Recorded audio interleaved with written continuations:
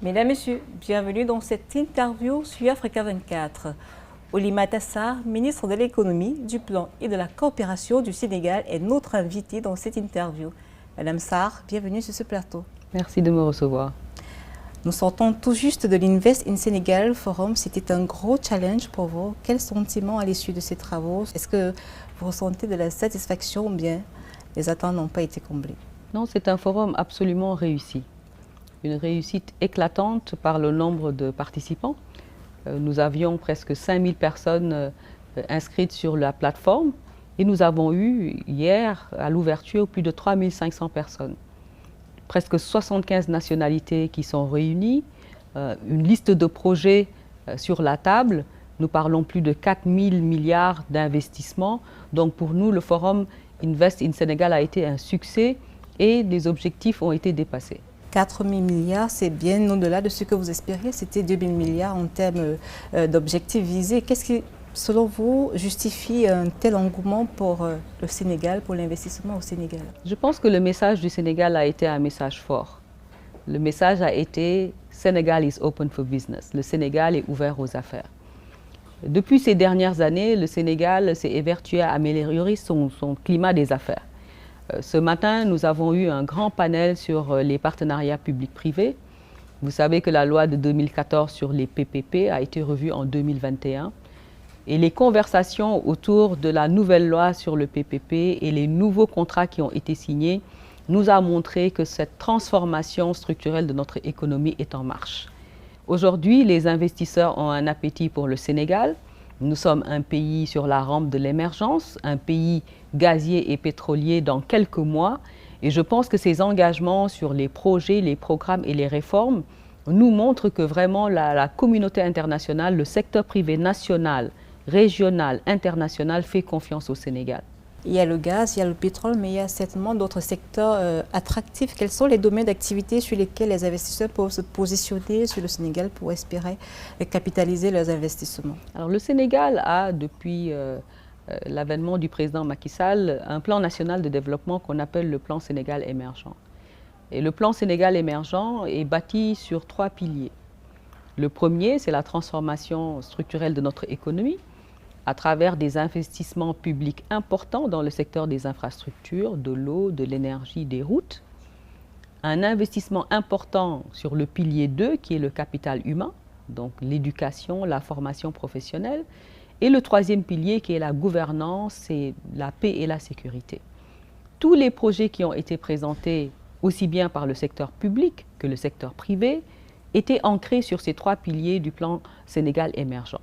Vous savez qu'en ce moment, nous sommes en train d'élaborer ce qu'on appelle notre plan d'action prioritaire numéro 3, puisque le plan Sénégal émergent en tant que vision du président Macky Sall du Sénégal que nous voulons en 2035 est décliné en quinquennat. Et aujourd'hui, le plan d'action prioritaire 2024-2028, avec son paquet de projets, de programmes et de réformes, est en cours de formulation. Et ces 2 derniers jours, avec le monde de l'investissement, nous avons parlé de ces projets-là.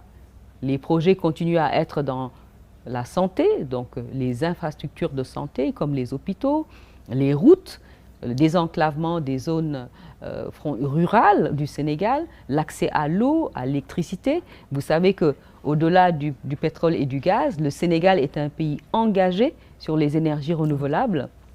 Nous avons de l'hydraulique depuis très longtemps. Nous avons un parc éolien, le parc éolien de Taïba Ndiaye. Et le Sénégal est très fier d'avoir plusieurs centrales solaires, dont certaines sont des investissements privés qu'on appelle les IPPs. Il est vrai que lors de son discours le 3 juillet, le président Macky Sall a dit qu'il ne souhaitait pas faire en ce moment le bilan de son action. Mais est-ce que vous, à votre niveau, vous pouvez faire le bilan du plan Sénégal émergent? On sait qu'il est en œuvre depuis au moins 2014, je crois. Oui, le plan Sénégal émergent, je pense que le bilan est très facile. Durant les 11-12 années de la magistrature du président, le Sénégal a connu un taux de croissance moyen de 6%. En 2023, nous attendons un taux de croissance entre 8 et 10%. Le taux de croissance, qui est la capacité de l'économie à grandir, à croître, montre qu'effectivement, tous les investissements qui ont été faits par le président Macky Sall ont permis d'enclencher la prospérité du Sénégal. Aujourd'hui, nous sommes à Diamniadio. Diamniadio est une ville nouvelle. Il y a quelques années, il n'y avait rien à Diamniadio. Aujourd'hui, nous sommes tous réunis ici. Il y a les sphères ministérielles qui sont à 2 pas, le stade Abdoulaye Wade, l'arène, le centre de conférence où est-ce que nous sommes aujourd'hui. Donc cette vision du président a permis de développer de nouvelles zones économiques. Où est-ce que nous sommes aujourd'hui? Un parc industriel. J'espère que les investisseurs qui sont là auront cet appétit pour nos zones économiques spéciales. Donc moi, je n'ose pas, en ma petite personne, essayer de faire le bilan du président Macky Sall. Le président Macky Sall est là jusqu'en février 2024 et je pense qu'il y aura un moment pour le bilan. Mais je pense que notre croissance économique, les investissements directs étrangers, l'appétit que le monde a pour le Sénégal, c'est à son crédit en tant que président de la République. Alors, vous parlez d'un taux de croissance en perpétuelle hausse, mais est-ce que cela se traduit dans la vie des Sénégalais? C'est une question très intéressante parce que beaucoup de personnes disent oui, mais c'est un taux de croissance. N'oubliez pas que le taux de croissance, c'est le secteur primaire, c'est l'agriculture, c'est le secteur secondaire, ce sont les industries et c'est le secteur tertiaire avec les services. Donc ce taux de croissance est un reflet de notre économie. Le Sénégal, dans son budget national, 25% est consacré à l'éducation. Donc le Sénégal est un pays où la prospérité est partagée. Je pense que nous aimons toujours dire que nous ne voulons pas être un pays émergent, nous ne voulons pas être un pays intermédiaire sans classe moyenne. Et ces 10 dernières années, nous avons vu une montée en puissance d'une classe moyenne et ça veut dire que la croissance économique a été partagée.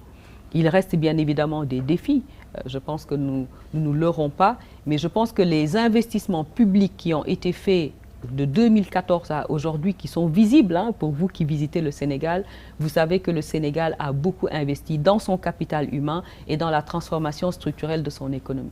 Nous avons justement visité le Sénégal durant ce séjour et au sein de la population, on estime encore que le coût du logement est très fort au Sénégal. Qu'est-ce que vous faites pour améliorer ce secteur? Alors, le secteur du logement a été un chantier et le demeure. Et vous le savez peut-être, le président a lancé une initiative très importante qui s'appelle les 100 000 logements. 100 000 logements sur les 5 années à venir avec le ministère de l'Urbanisme. C'est justement pour répondre à ce besoin de loger les gens. Vous savez aussi que durant le processus de cette initiative autour de la vie chère, que nous avons aujourd'hui une autorité de régulation des loyers, avec aussi bien les consommateurs, les bailleurs, pour trouver des solutions. Mais nous savons que la demande est très forte. Nous sortons à peine d'un recensement. Je pense que les Sénégalais, nous serons, lorsque le dénombrement sera terminé, nous sommes autour de 18 millions 500 habitants. La demande est très forte en logement et je pense que le gouvernement est engagé à offrir très vite des logements abordables, mais le secteur privé a un rôle à jouer.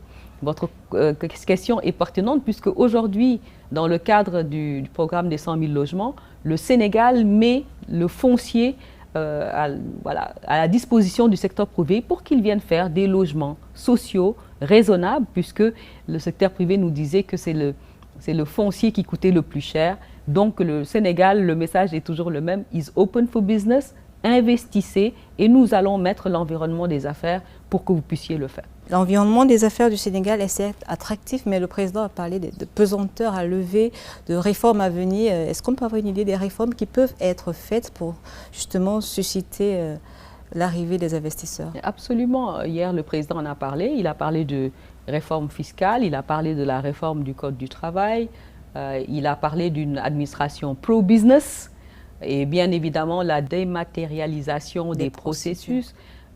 Vous savez, à l'époque du doing business, le Sénégal était un pays qui progressait régulièrement dans ce rapport de la Banque mondiale qui donnait un ranking sur la facilité à faire des affaires dans un pays pour une PME. Et par exemple, la création du guichet unique de l'APIX découlait de ce paquet de réformes à l'époque sur la création d'entreprises, l'accès à la propriété, l'accès au crédit. Et ce sont des chantiers sur lesquels le plan Sénégal émergent et le gouvernement du Sénégal continue à investir et à travailler. Je crois bien que l'Invest in Sénégal Forum, ça va se tenir tous les 2 ans. Et dans l'intervalle, qu'est-ce qui sera fait pour nourrir cette flamme de l'investissement au Sénégal? Alors, ce momentum autour de l'investissement au Sénégal, il est perpétuel. Et d'ailleurs, je pense que le forum Invest in Sénégal nous donne une opportunité d'amener tous les acteurs autour d'une même table. Moi, depuis que je suis ministre, je ne compte même plus le nombre de missions économiques que j'ai reçues. Et ces missions venaient individuellement, voir l'APIX, voir le ministère de la Coopération. Et je pense qu'aujourd'hui, lorsqu'on arrive à mettre tous les acteurs sous un même toit, ça nous permet d'avoir peut-être cette opportunité de créer du B2B, du B2Government. Et c'est ça l'opportunité du forum. Durant l'année où il n'y a pas de forum, nous continuerons à faire la promotion de la destination Sénégal. Aujourd'hui, au niveau de l'APIX et au ministère de la Coopération, les projets du Sénégal sont disponibles. Ce matin, nous avons partagé le QR code à l'écran pour que tout le monde puisse le saisir et continuer, parce que c'est un QR code qui permet d'avoir toujours un update sur les projets qui sont disponibles et de façon très transparente. Madame Sarr, parlons à présent de commerce intra-africain, un segment sur lequel le Sénégal se positionne très bien en Afrique. Vous êtes, je crois d'ailleurs, leader.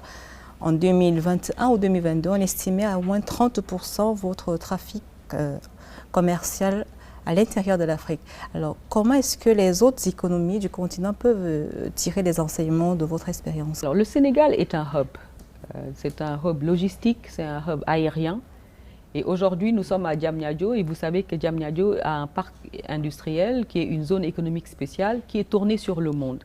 D'ailleurs, les entreprises qui sont dans le parc industriel de Diamniadio, dont une entreprise chinoise, fait de la confection des vêtements de sport pour les États-Unis, puisque le Sénégal bénéficie du statut de AGOA, qui est cette fameuse initiative du président Clinton à l'époque, qui facilitait l'exportation des produits africains vers les États-Unis avec un tarif préférentiel hors douane.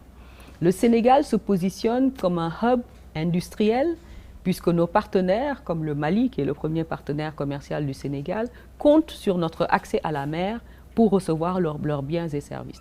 Donc le Sénégal continue à investir, s'inscrit dans l'UMOA, dans la CEDEAO. Nous pensons que la zone de libre-échange africaine est extrêmement importante. Nous sommes des milliards de consommateurs potentiels et la ZLECAf dit qu'il faut un droit de sol. Pour être une entreprise africaine, il faut être sur le continent et employer des Africains. Et ça permet justement de regarder les avantages comparatifs des pays et de se positionner. Le Sénégal, nous avons accès à la mer, nous avons du pétrole, du gaz, nous avons des ressources humaines de qualité et nous pensons pouvoir compétir avec le reste du monde. En parlant justement de ressources humaines, nous allons parler de l'inclusion des femmes dans l'écosystème économique. Nous savons qu'avant vos fonctions ministérielles, vous étiez directrice régionale ONU Femmes pour l'Afrique de l'Ouest et du Centre. Comment dans votre approche de management vous intégrez les femmes? Est-ce qu'il y a des programmes spécifiques que vous avez aidé à mettre en œuvre pour faciliter la prise en compte des femmes dans l'écosystème économique? Alors ça, c'est une bonne question qu'on me pose souvent et je suis toujours contente de répondre parce que je fais partie des personnes qui sont convaincues que l'émergence est une femme. L'émergence économique d'un pays, c'est la libération du potentiel de ces femmes. Le Sénégal a beaucoup investi dans l'émancipation et l'égalité des femmes. Vous savez qu'au niveau politique, nous sommes un des rares pays en Afrique de l'Ouest où nous avons la parité à l'Assemblée nationale et au niveau local. Je pense que sur le continent, nous sommes le deuxième pays, après le Rwanda, sur la représentativité des femmes au niveau des postes électifs. Le Sénégal a une stratégie nationale d'égalité des sexes qui investit sur l'éducation des filles, puisque nous pensons que l'éducation est le nerf de la guerre. Et tout à l'heure, je disais que 25% du budget national du Sénégal est sur l'éducation. C'est vraiment pour vous dire que le capital humain est au centre des préoccupations et des politiques gouvernementales. Nous sortons d'un recensement, je l'ai dit tout à l'heure, et ce recensement nous montre que nous avons une population extrêmement jeune. Je ne veux pas révéler les chiffres provisoires de l'ANSD, mais je pense que nous avons 70 ou 75% des Sénégalais qui ont moins de 25 ans. Et ça veut dire que cette jeunesse, la moitié de cette jeunesse est féminine et il faut lui donner les mêmes opportunités que les garçons. Madame Oulimata Sarr, ministre de l'économie, du plan et de la coopération du Sénégal, merci d'avoir répondu aux questions d'Afrique 24. C'est moi. Mesdames, Messieurs, merci de nous avoir suivis. Restez sur Africa 24. Les programmes se poursuivent.